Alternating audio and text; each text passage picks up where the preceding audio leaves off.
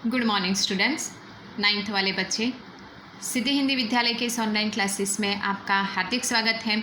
अब बच्चों यहाँ पे सवैया की हमने शुरुआत की थी, उसमें पहला जो है उसकी हमने यहाँ पे भावार्थ देखा था, उसको हम वापस थोड़ा सा रिवीजन कर लेते हैं। मनुष्य हो तो वही रसखानी, बसो वज्र गोकुल गाँव। अर्थात यहाँ पे जो रसखान है वो दूसरे धर्म से हैं, लेकिन फिर भी वो श्री कृष्ण को अपने आराध्य देव समझते हैं। उन्होंने कहा कि अगर मुझे पुनर्जन्म में वापस मनुष्य का ही अवतार मिला, रूप मिला, तो मैं यहाँ पे गोकुल के गांव में ग्वाल बनकर रहना चाहता हूँ। दूसरे में कहते हैं, जो पशु हो तो कहाँ बस मेरो चरो नित नंद की धेनु मंचारन। उन्होंने कहा कि अगर मनुष्य न बनाकर मुझे पशु बनाया तो मैं पशु बनकर क्या करना चाहता हूँ, नंद की गाय बनकर उन्हीं के आंगन में रहना चाहता हूँ। उन्होंने कहा कि मैं नंद की गाय बनकर उन्हीं के आंगन में रहना चाहता हूँ। अगर भगवान ने मुझे मनुष्य और पशु नहीं बनाया, पत्थर बनाया, तो वो क्या कहते हैं, पाहन ही तो वही गिरी को जो कियो हरि छत्र पुरंदर धारण। पाहन यानी मैं पत्थर, उसी पर्वत, गिरी यानी पर्वत का बनना चाहता हूँ जिसको भगवान श्री कृष्ण ने अपनी तर्जनी के ऊपर उठाया था। मतलब अगर मनुष्य बनाया तो वो वज्र के मतलब गोकुल के गांव में वो ग्वाल बनकर रहेंगे।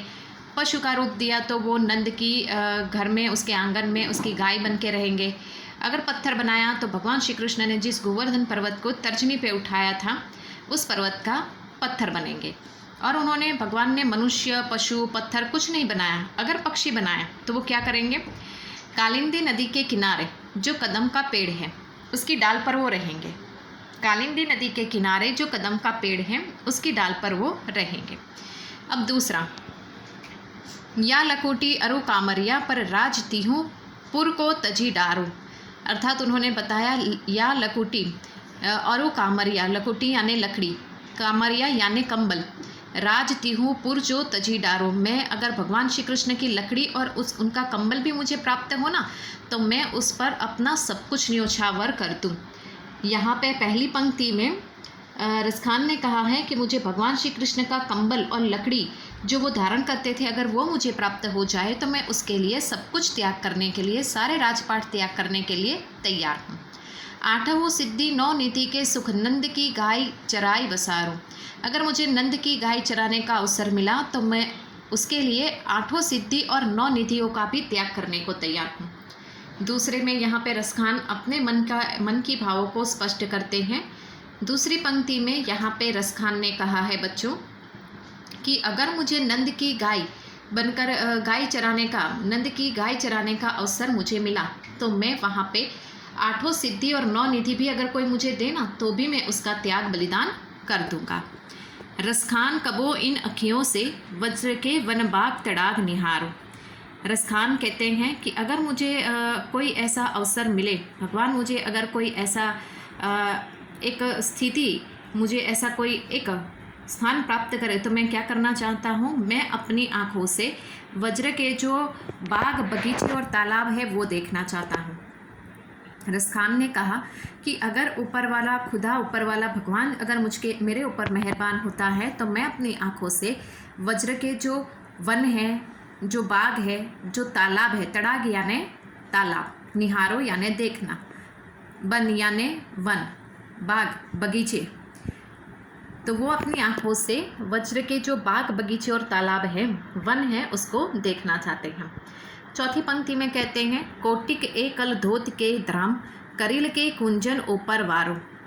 कोटिक के कल धोत के धाम करिल के कुंजन ऊपर वालो। उन्होंने कहा कि वहाँ की जो कुंज गली है, वो कुंज गली के ऊपर वो करोड़ों, ऐसे सैकड़ों महल, कोटिक यानी करोड़ों, कल धोत धाम यानी कि ऐसे बड़े बड़े महल भी वो न्योछावर करने को तैयार हैं।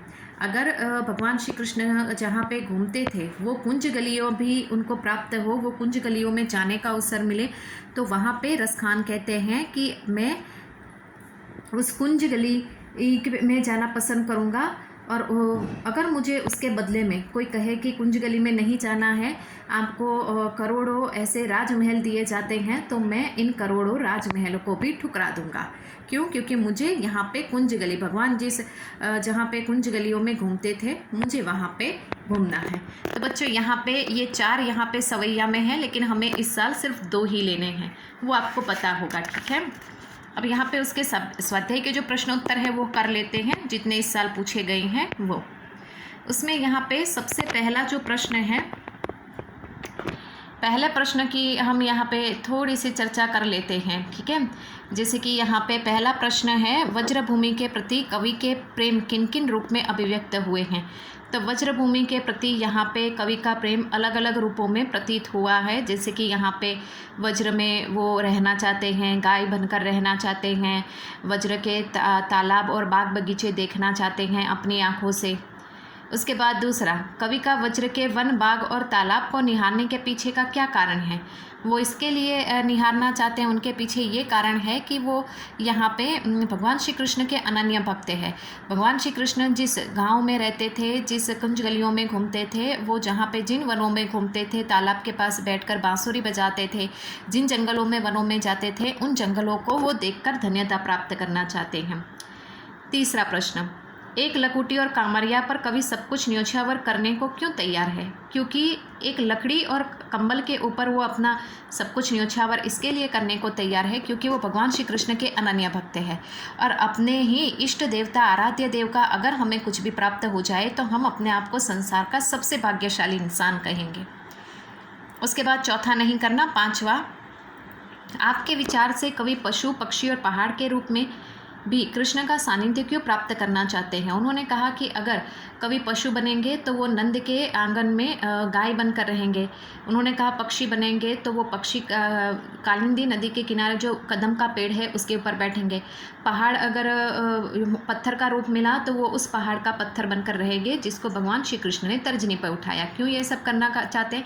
क्योंकि भगवान श्री कृष्ण के समीप जाना चाहते हैं। वो भगवान श्री कृष्ण को अपना आराध्य देव मान चुके हैं। उसके बाद छठा प्रश्न हमें नहीं करना है। सातवां भाव स्पष्ट कीजिए में एक ही हमें करना है। जो ब्लैक पेन से मैंने टिक मार्क लगाए हैं बच्चों, वही प्रश्न हमें इस साल करने हैं।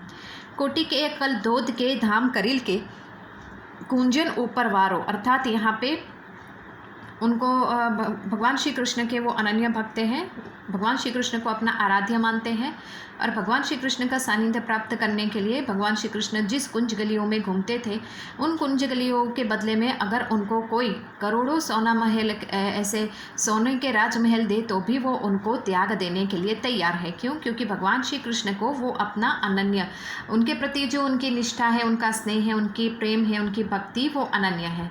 तो बच्चों आज की इस वीडियो में हम यहाँ तक देखते हैं। नेक्स्ट वाले वीडियो में हम इससे आगे के काव्य का रिविज़न करेंगे। तब तक के लिए यहाँ पे रुकते हैं। Thank you.